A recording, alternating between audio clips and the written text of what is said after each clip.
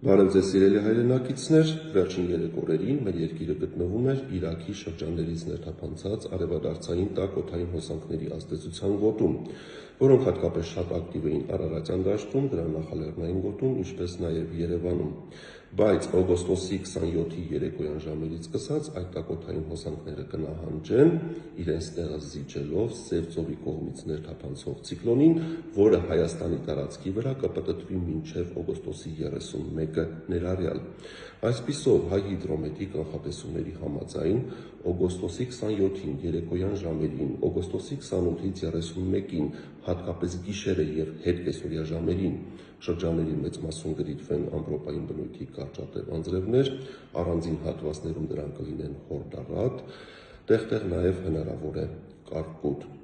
Այս ցիկլոնը իր հետ կբերի նաև սառը օդային հոսանքներ, որոնց ներթափանցման արդյունքում օդի ջերմաստիճանը